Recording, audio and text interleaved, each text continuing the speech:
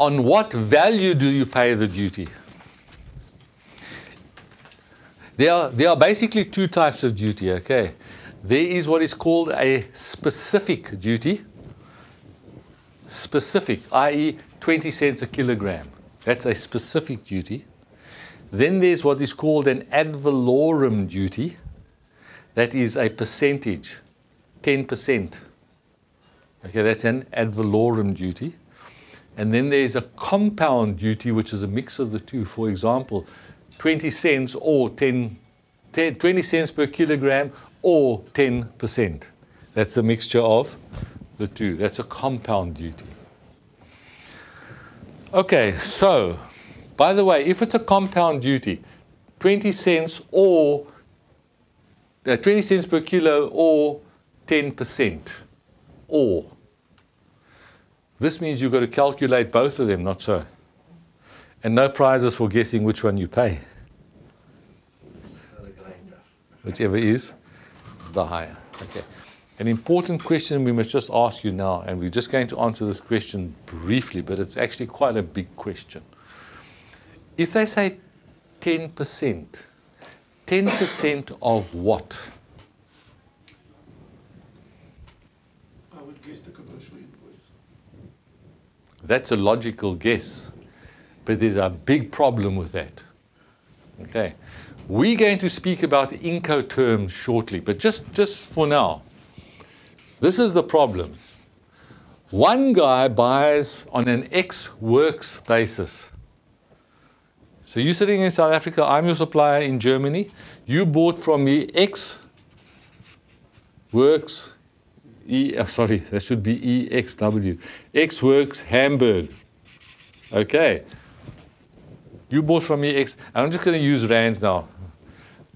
So the price there is 100,000 rands, X works, which means, by the way, either the German supplier don't pay any of the charges. You collect the goods at my works.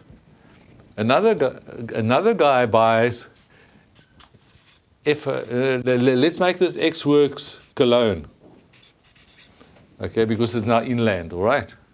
Another guy buys FOB Hamburg, all right?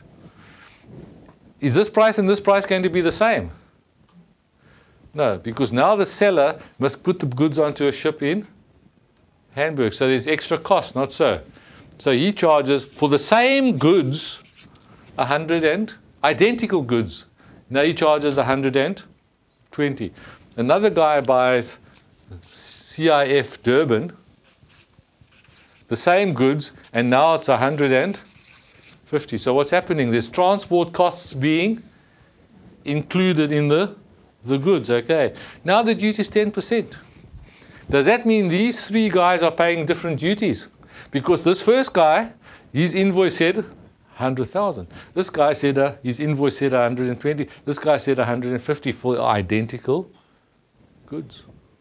Do they pay different duties? No, they don't.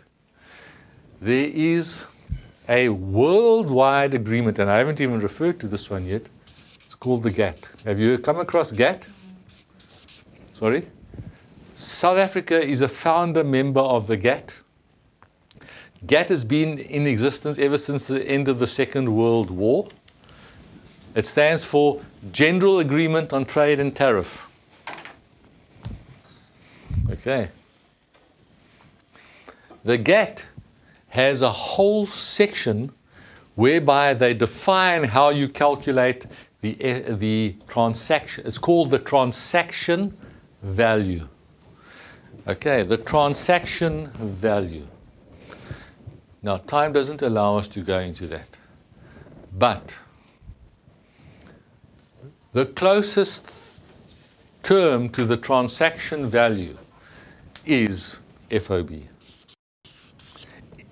In South Africa, this is not 100% true, okay, but I'm just saving time now.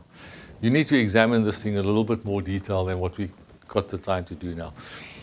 But the closest thing is the FOB value, okay?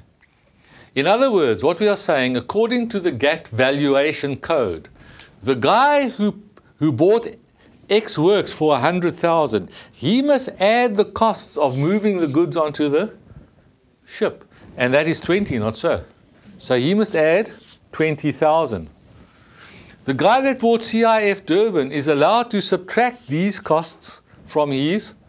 So he's allowed to subtract 30,000. So they should all end up at 120,000. Because the GATT says the people importing goods must all pay the same duty, irrespective of their commercial terms.